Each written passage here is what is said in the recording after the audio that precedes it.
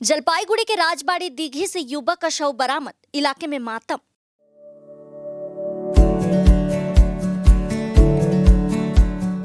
Pampered, not just a hospital, but a mother.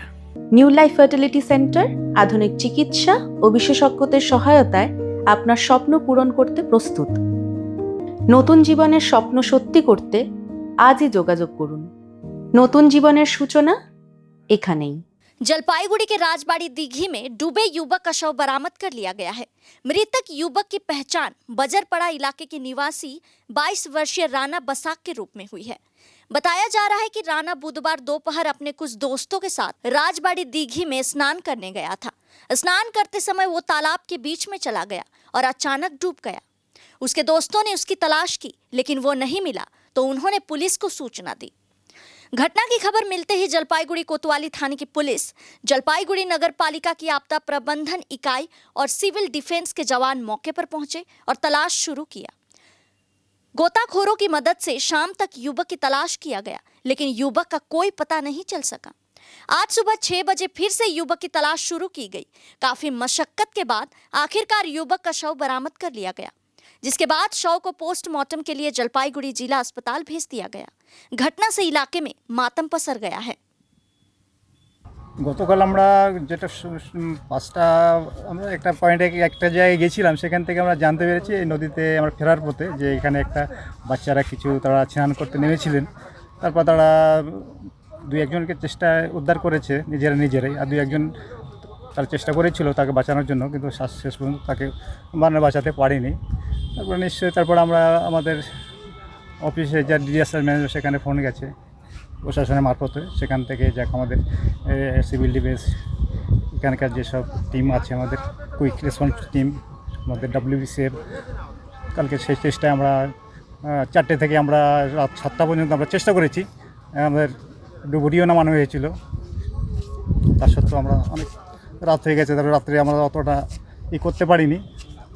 তারপরে আজকে আমরা সকাল থেকে আমরা সেই 6টা থেকে আমরা নেমে পড়েছি।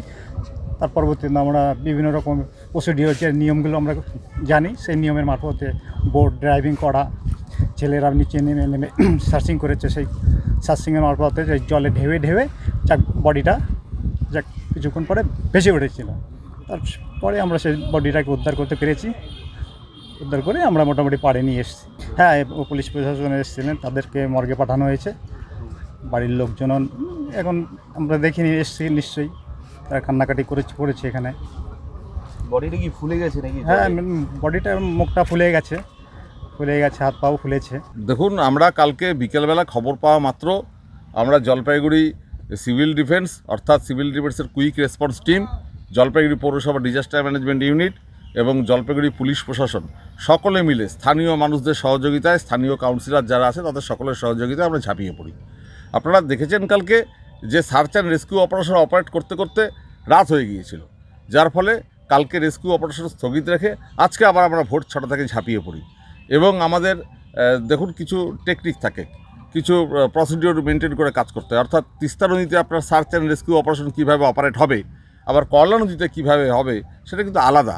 আবার একটা বড় দিঘিতে কীভাবে করা যায়, ছোট পুকুরে কীভাবে করা যায়, এগুলো সব কিছুরই আপনার পরিস্থিতির উপর বিচার করে আমাদের এই অপারেশনগুলোকে অপারেট করতে হয়। আজকে এই রাজবাড়ির দিঘি, এটা অনেক বড় দিঘি, সেই জায়গায় আমরা যে প্রসিডিওর অ্যাপ্লাই করেছি তাতে কিন্তু আমরা সফলতা পেয়েছি। দেখুন, 24 ঘন্টার আগে কিন্তু আমাদের ছেলেরা বডি উদ্ধার করতে পেরেছে। তাই আমার মনে হয় যে দেখুন, আপনাদের মাধ্যমে এই বার্তাও আমরা দিতে চাই অভিভাবক এবং অভিভাবিকা বৃন্দ যারা আছেন তাদের সকলের কাছে, অর্থাৎ গার্জেনদের কাছে, যে দেখুন এই বর্ষার সময় যেখানে নদ নদী একদম ভরা, যেখানে দিঘি পুকুর সমস্ত কিছু ভরা, জলে ভরা, এই সময় ছোট ছেলেমেয়েরা যারা জলে নামছে, যারা হয়তো সাঁতার জানে না বা যারা অল্প সাঁতার জানে, আপনাদের কাছে আমাদের বিনম্র আবেদন, আপনারা আরেকটু সতর্ক হন, যাতে এরকম কোনো দুর্ঘটনা না ঘটে, যাতে এরকমভাবে একটি ছেলে যে পড়াশোনা করছে সে এই অকালে তার প্রাণ চলে না যায়।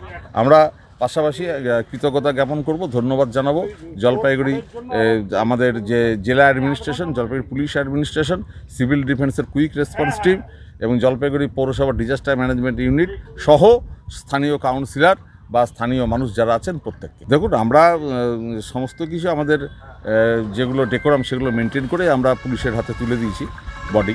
তো সেক্ষেত্রে আমরা জলের উপর আমাদের যে প্রসিডিওর চলে, অর্থাৎ জলকে আপনার মানে ঢেউয়ের মাধ্যমে বডি রিকভারি করার একটা টেকনিক আছে, আমরা সেটাই অ্যাপ্লাই করেছি, তার ফলে আমরা পেয়েছি এবং দিঘির মাঝখানেই পেয়েছি, সেখান থেকে আমরা তুলে নিয়ে আমরা ঘাটে। আর নাম জানি রানা বসাক, যতটুকু জানা গেছে, এবং সে তার আরও 2 বন্ধুর সঙ্গে জলে নেমেছিল এইরকম খবর আছে।